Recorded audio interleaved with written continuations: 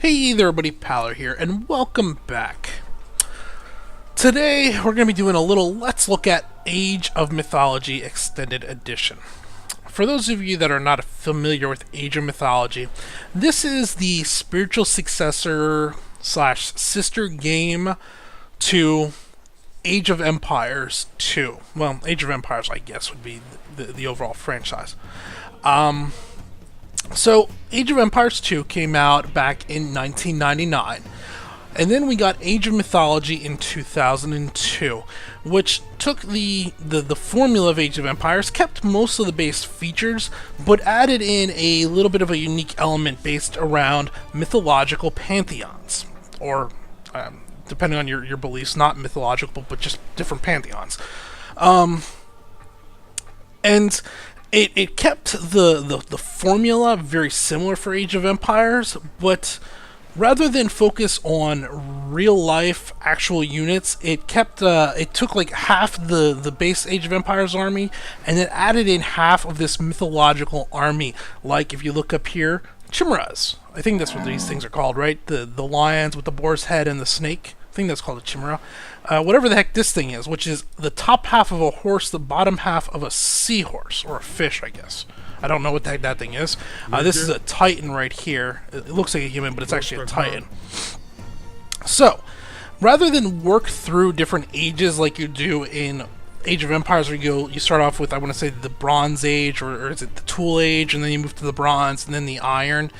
Instead, you work through different ages of your god's existence as you upgrade through it, and that is where you follow along and unlock more units and everything as you go. So that's what Age of Mythology is. Now the extended edition is the combination of Age of Mythology plus its expansion. It had an expansion that came out a year later called the Titans, so it combines both of them in an HD pack. It's kind of they might as well have called it Age of Mythology HD Remake. Well, remake would be the wrong words. HD Edition would have been better. And that's what it is. So this came out just today on May 9th, 2014. It's currently available on Steam for $30. The price tag we will come back to at the end of this video. We got to talk about that $30 a little bit. Within the game, we do have all the features that you could pretty much expect, with some updated options and everything that are nice and neat. Underneath the single player, you have well, let's come back to this. Let's first go here. We'll start off online.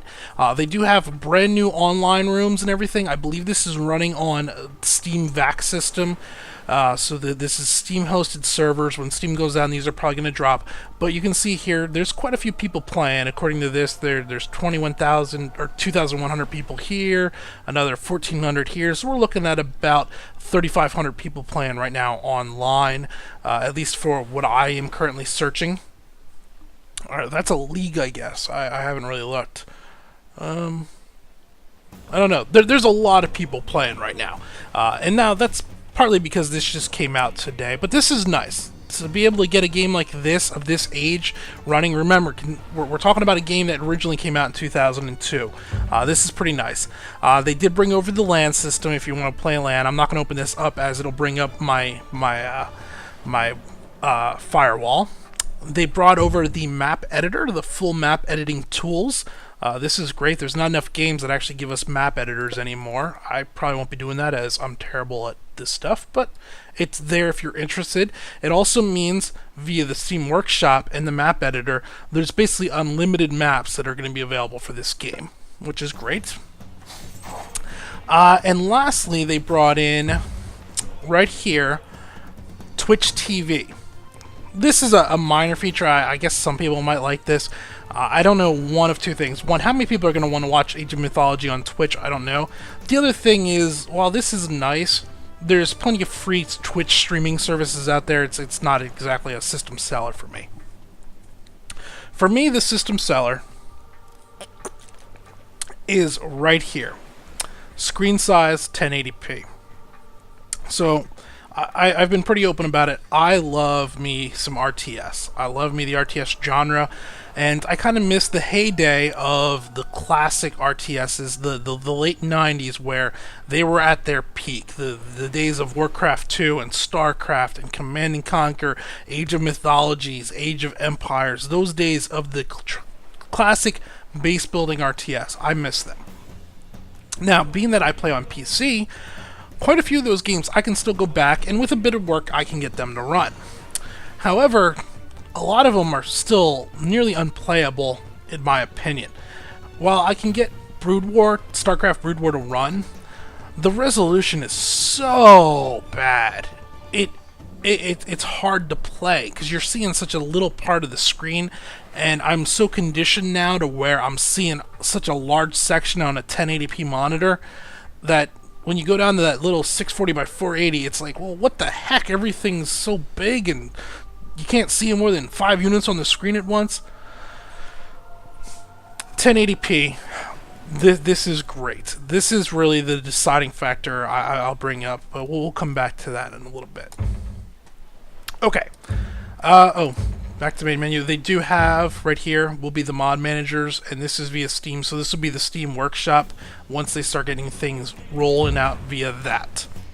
Other than that, they got the videos. You can see all the videos if you want to, and they have a little bit of the what's going on. This is the manual, I guess, for it. Pretty well fleshed out featured list here. I like it quite a bit. Now, under single player, we have a pretty good list of options. We'll come back to random map. They did bring over the full campaign, plus the campaign that was included in the Titans, as you might expect. Now, this campaign is going to take you a pretty long time to work through, in my experience, as this is very much the classic RTS from that time period, from when it was. That, for the most part, you can't hard counter enemy units. The hard counters are there, but numbers matter more. So taking over an enemy base, especially one with defensive towers and walls, you have to have pretty much overwhelming numbers or be far better at the RTS than I am. So it still takes a little bit of time to work through here. To beat the first 3 levels took me 2 hours. So you can imagine, I'm going to guess the next level is going to take me 45 minutes. The level after that will take me about an hour or so, as that's the way it tends to go. They do have scenarios, pre-designed scenarios that are tied in based off of all the different factions and the gods. Midgard, let's see, Underworld, I don't know what the waters are, Norse, Atlantis, and I believe you're going to be able to get more of these also via the workshop later on. That's a nice feature. Load game saving, oh, that's pretty normal. And then the random map. This is where, outside of the campaign, the RTS fans are going to be spending most of their time. So if we would create a random game, in here you can see all the different gods, and this is actually a good way to break them down. So we have a total of 12 different gods across 4 different pantheons. You got Loki, Odin, Hades, Poseidon. Poseidon's pretty cool. And then here on the right, you can see if I click through these different gods, I can see what these different gods actually bring to the table. So for Poseidon, he starts off with lore, Pegasus, and Hippocampus, whatever that is. That's this thingy here with the half horse, half fish thingy. So these are kind of the god abilities. Basically, he can summon a Pegasus, which is a scouting flying horse you can use as a scout. He can also put down a target that will lure food to the basic area. So just like Age of Empires, you can find food in the world around you. You'll find herds of deer, you'll find sheep, chickens, and everything. And you can put down this item, and it'll lure those deer to this location. So you can have like one central gathering area. At the end of your Archaic Age, when you upgrade to the Classical Age, you can then choose one of these 2 minor gods, either Hermes or Ares. And by choosing one, you'll gain one of these 2 abilities. You'll either gain, you'll gain the Cyclops units and Pestilence, or if you choose Hermes, you'll gain Ceasefire or Centaurs. And then at the end of the Classical, when you go to the Heroic Age, you'll be able to choose one of these 2 gods, and you'll go through this, and you continue through this until the very end. And at the end, you'll be getting some pretty heavy things. Like these guys are getting the Chimeras, which are just a beastly enemy. These guys will tear through human units like there's no tomorrow, or the Colossus. Look down here, Loki, he gets at the end, he can get Nidhogg? Yeah, Nidhogg. I know that word. Um, which is, I guess, the Norse dragon. I didn't know that's what Nidhogg was, but I have heard of him. That's something to do with the end of the Norse world or whatever. Thor thingy. I don't know. Fenris? Fenris is pretty cool. I do know him from the Iron Druid Chronicles. Anyway, you get the basic idea. If we go back, you do have all your general random maps and your pre-created maps that you can go through. There's, what do we got? 1, 2, 3, 4, 5, 6, 7. 1, 2, 3, 4. So 28 there, 29 maps, basically. Well, these are random, so I guess those don't technically count. And keep in mind, you do have a map creator also. Other than that, yeah, your basic features in here are pretty good. Rather than do this, I have one already running. We'll go ahead and we will load this saved game. Alright, and here we are. We are now in game. Apparently I saved it with the with me in combat. I thought I'd saved it before that. Whoops. There must have been an autosave or something. I don't know. We'll blame it on somebody other than myself, because that's easier. Okay, first thing you're going to notice is the graphics aren't all that great. They're acceptable, but they're not great. They've done a pretty good job of finding a middle ground, I guess would be the best way to call it. The actual, like, structured textures, well, the land textures and everything are pretty bad. Some of the other things are pretty good. The water doesn't look too bad. You can see kind of right here the beach water and everything. You can actually see some little things underneath the water, which are kind of nice. The water's pretty good. The actual units, the physical units, look okay. And the structures look okay, but then the land, the trees, the gold, all of that looks pretty darn pathetic in my opinion. The good news is RTSs aren't about graphics. Okay, before we continue this, we've got to talk about Age of Empires 2 HD.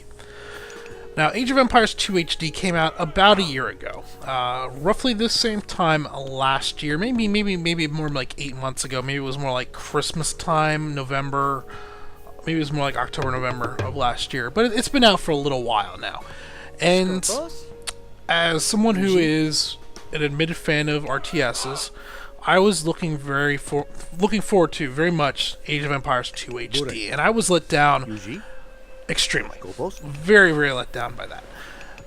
The problem came about with the fact that the Age of Empires 2 HD collection was little more than an up-res on the game. They didn't improve any of the textures, which I do believe they did here. They basically just increased the resolution, so you got smaller pixelated models rather than larger pixelated models. The actual units, it's not so noticeable with, but the structures in that Age of Empires 2, it's very noticeable that they did the bare minimum to make it 1080p. And that's only part of it. As I just said, the actual graphics on an RTS aren't all that important. What's far more important in an RTS is the actual gameplay. The controls, the movement of your units and everything is what is far more important. And this is where Age of Empires 2 HD failed terribly. Age of Empires came out Age of Empires 2 came out in 1999. This was kind of the middle of that heyday and everything, but there was a big push here going on. This was roughly the same time as StarCraft and StarCraft Brood War, but a little bit before Warcraft 3. Warcraft 3 rolled out in 2002, early 2002, like February or March timeframe, somewhere in there. I know, it was actually more like April. It was right before I enlisted, shipped out the basic training, so it was more like April-May timeframe, 2002. And if you look at the RTS genre between 1999 and 2002, the technical side of it really didn't change all that much, but the feature side, the UI, the player input changed a good bit. You started to get unit queues where you could queue up multiple units at a time. With StarCraft, obviously it was a little bit, but with Warcraft 3, you can queue up to 5 units out of the same thing. Shift queues for production lines, being able to tell something to build and then shift queue it back over to its last job and everything. A lot of these features were not in Age of Empires 2, but were in Age of Age of Mythology. Did I just say Age of Wonders? I apologize. Age of Mythology, because of that 3-year difference. So when they went ahead and they did the Age of Empires 2 HD, since they just did a graphics overhaul for it, all of these features, which I kind of consider a necessity for modern RTSs, were just completely missed. However, Age of Mythology came along just late enough that it has most of those features, or at least some form of those features. This does have unlimited queue, which if you look here, the little half circle or 3/4 circle down there, that green circle, that will cycle up an unlimited queue, that as soon as the resources are available, it'll queue up the next one and keep it going and going. And this allows Age of Mythology to be far more playable than Age of Empires 2 HD were. And it's probably the biggest selling point for this game. Had Age of Empires 2, had they done a overhaul of added in some of these extra features, Age of Empires 2 could have been great, but it fell short just with these lack of necessary features that now Age of Mythologies really does bring forward and do incredibly well, and in a manner that I quite enjoy.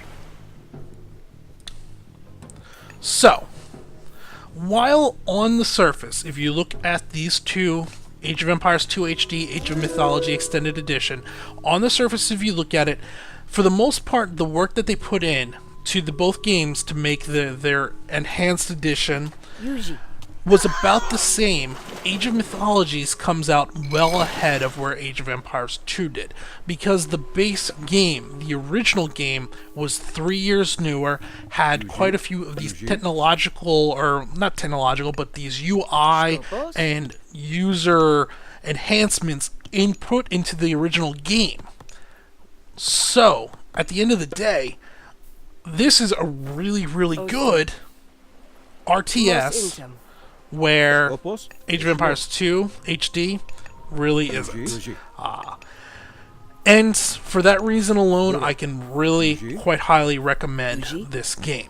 Now, beyond all of that, the question comes in about the price. And I talked about the price a little bit earlier on. I said we'd come back and we'd revisit it. The $30 price tag is a little rough. Now, something I've been weighing on my mind for a while and everything back and forth is I tend to talk about value in a lot of my videos. Just yesterday I put out a video about 1849 and I said how it was just a terrible value for $15. It felt like a $3 iOS game. And I'm always hesitant to talk about this because value is very subjective. You know, as an RTS fan, $30 for a functioning Age of Mythologies is a pretty good value to me. To somebody that's a casual Age of Mythology fan, $30 is pretty bad. Especially when they've just released, what was it, Age of Wonders 3? A brand new game, not an HD upgrade, but a brand new game for $40. That was less than a month ago that came out. And, well, yes, Age of Wonders is technically a 4X compared to an RTS. They do share some of the similar elements. They also I enjoy both of them for similar reasons. But you get the general idea. A brand new, fully fledged out game, a better game than this for $40, or an HD update for $30. And that's where I'm at a little bit of a dilemma with this one. While I do very much enjoy this, I think this is actually a very good HD update. I think this brings one of the classic RTS games of the 90s, well, 2000s, 2002, to Steam, and should be appreciated, and hopefully it picked up by quite a few people. it's hard to say it's a buy at that price. And if it would have been $15 or $12, I think $12 to $15 would have been the ideal price for this. And I just want to caution everybody about that. And keep in mind when I say the value of this game and everything, that is coming from someone that is, again, a hardcore RTS fan. So you got to look at it subjectively and keep that all in mind. At the end of the day, though, we do have, thankfully, we managed to get to play one of the best RTSs that has ever been created, in my opinion, with very unique units that is a lot of fun, if it is a bit expensive to get into. I would highly recommend anybody that is remotely interested in RTSs to put this on their wish list and keep an eye for when it goes on sale. Hopefully by this holiday season it'll be down to $8 to $10, 50% off or more. That would be great.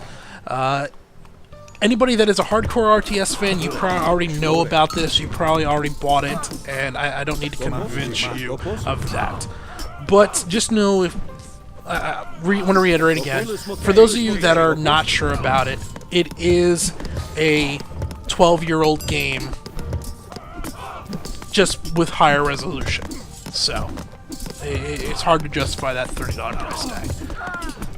Which is real unfortunate, because if they had just better priced it, this would be a top seller on Steam, or at least I'd recommend it to be a top seller on Steam.